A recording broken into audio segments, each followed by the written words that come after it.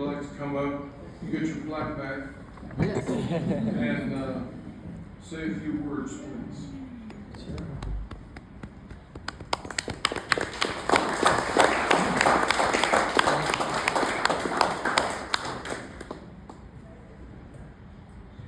Well, thank you all. It's my pleasure to be here tonight. This is my wife, Dr. Cinnamore, and my son, Jameson, who's just graduating from high school.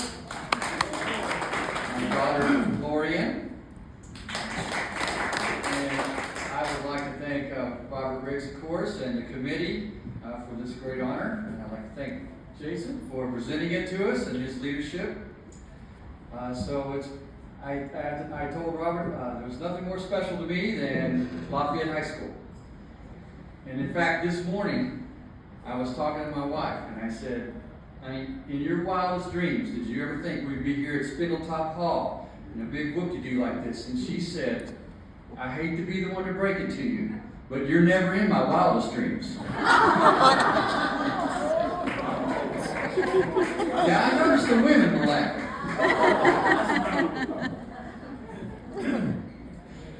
No, that was great to get commencement and see Lafayette standing proud.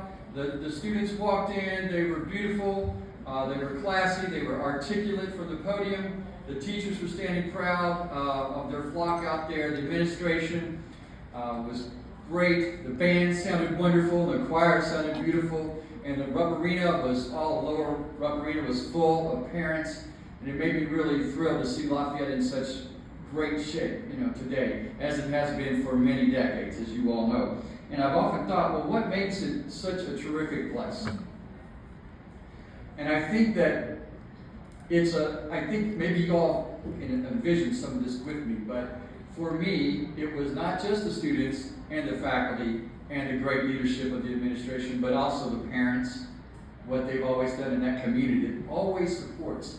And that seems like it's been the secret sauce. And so for me, going to Lafayette established what I call a template of excellence. And I think, Jason took that on with Hal Mummy and University of Kentucky as a quarterback, and I'm sure each and every one of you carried that template of excellence at some point. And I know that as I went on through my life, and I took that everywhere I went. So I didn't grow up in Lexington, but I knew about Lafayette High School because my dad was a band director. And so when we would go to contests, we'd see the great Lafayette band. And at one point he said, well, Dwight Price called me, and I don't know if you all remember the wonderful principal Dwight Price, who I think the world of, and he said he's offered me a job to go to Lafayette. And so that was a day that changed my life, of course, because I became a student while my father was the band director there. And I learned so much, but not just from the band, of course, the great teachers, so many of them, from English to math to Josh Sutherland on the basketball court. I learned a ton from all of them, and I from there, after I went off to college, my first job, believe it or not, was the University of Kentucky. And so I started conducting in Commonwealth Stadium and Rupp Arena. That's where I cut my teeth on being a band director. But one day, you wouldn't think you'd ever leave that great job at UK, but one day I heard that the band job was coming open in Lafayette. And so I called Dwight Price up and said, would you consider me? And he brought me in for an interview. But what happened was the night before I had gone to the dentist, a Lafayette grad I might add, and I will not name his name to protect the guilty. But I zigged and he zagged and he cut my tongue. Oh no! And stitched it up. And so I went in the next day and said, "Did you really need to hire me for the Lafayette Now I don't know if it was that or my white suit, but I wasn't offered the job that day. Now there were two principals in there. One was John Akers, and he said, "I'll hire you tomorrow at Bryan Station High School." And I said, "Well, I really appreciate that, but I'm only interested in Lafayette High School." And so I left that day, didn't have the job. A couple weeks later, Dwight Price called me, and it was the greatest day. He said, "We'd like to ask you to come." So I came, was a band director from 1986 to 1996. And I have to tell you, the leadership was fantastic there. Would you mind if I told a band story or two? Would it be okay if I just, I mean, you did select a band director, so could I tell one? Is that okay? All right, well, so you all remember Thermos Reynolds? Yeah. He was the principal after Dwight Price, right? And so he was one of my principals. His daughter was in the band. And I don't know about you, every once in a while I'd get a little bit of trouble at Lafayette. I would do something that maybe didn't go well. So one of these days, I went to the bus. We had 6 buses, and we were going to the state championships one morning. It's 6 a.m. And I was a little nervous because we had to defend the state championship, and you know, we get a little pre-contest syndrome, am I right? And so I got on the bus, 6 a.m., I had a cup of coffee. And the bus driver said, you can't have that coffee on the bus. And of course, I should have just let it go, right? But I said, well, actually the rule is, if the bus is not moving, you can have it. So that didn't go that well. So we had a little discussion about it. And it ended up with me saying, well, you don't have to be all about that. And so for whatever reason, when we were going over to Eastern, that guy could never get us to our warm-up site. And at some point, I had to stop 6 buses and run across the field so we get to a warm-up site. Well, we did our contest. It went really well. And then the next Monday, I come into work, and there's a note in my mailbox from Thermos Reynolds. Please come see me in my office. And I said, I don't think this is going to be a congratulations for the state championship. So I go in there, and he says, Mr. Moore, I have a letter here from Transportation Department. I said, okay. He says, this letter says that you called the bus driver an asshole. I said, well, I'm sorry to say I did. That's true. And he said, well, was he acting like one? And I said, well, I thought so. And so he just ripped up that letter and said, that's good enough for me. And at the point of that was, I got the point. I got the point. And it was great leadership because I never did anything like that again. And I was, stayed in line for him. So, I had so many great lessons I learned. If you let me tell you one more, I learned most of them from my kids, and I could tell you stories like this all night. Well, I'll tell you one if you don't mind.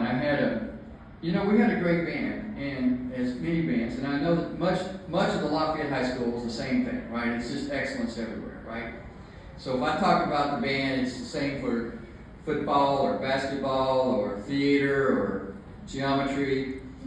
So, but we had a tradition, I don't know if you ever noticed this, when we performed, we would never march with an absentee. And there would be 230 people in the band. It's pretty hard to get out there and not have an absentee. Well, we had certain strategies we followed. But one of them was just to say we're never going to march with an absentee, and everybody's committed, right? So, I had a great kid over at Picadome Elementary. I teach over at Picadome, and this kid played trumpet. His name was Tyler. And he played, like Jason played trumpet. I love teaching this kid. And one day at the end of the year, he said, Mr. Moore, I cannot wait to come to Lafayette in 3 years and put on that band uniform. Well, that just went through me. Because I felt the same way about wearing that band uniform. I was so proud of that.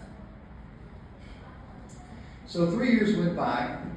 And we came in, we were having a sectional at band camp. I remember I was up in the band room and I was working with the trumpets, and Tyler came in and he was playing, and it was not very good. He was playing like he was going ba-da, ba-da, ba-da, ba-da, and I could tell his fingers and his tongue were not moving together, and I could not fix it, and I got frustrated, and I said, Tyler, what is wrong with you? You sounded better in the 5th grade. Well, that was obviously not the right thing to say. He burst out in tears. And he says, I don't know, Mr. Moore, I'm trying really hard.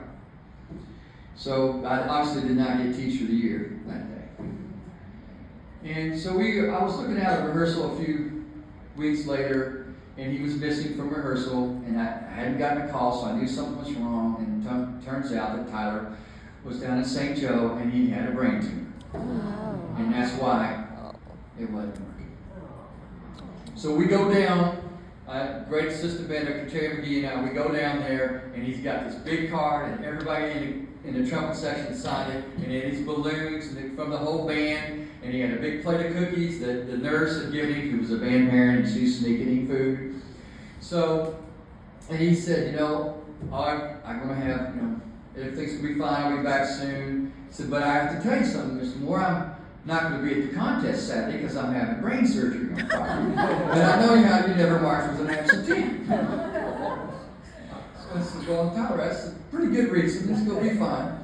And he said, but I'll be there in spirit. You tell everybody I'll be there in spirit and cheering them on. Well, that just went through me. I would walk out of that hospital thinking, here I'm learning leadership lessons from a 14-year-old. Because I would have been thinking about myself and woe is me and having surgery and why do I have cancer? And he was thinking about other people. And so, of course, I learned that from him and have taken it on through life. And as it turns out, he did come back. He's very good. He marched in that Les Mis show and he marched a flag and he did it with great glory. And I don't remember all the state championships that year. I just remember Tyler. And I was at UK for a graduation. I was lucky enough to earn a doctorate from Kentucky. And I looked over and there was Tyler. And he was graduating with a degree. And he's become a university professor. And his kid's in band. Great story. Great story.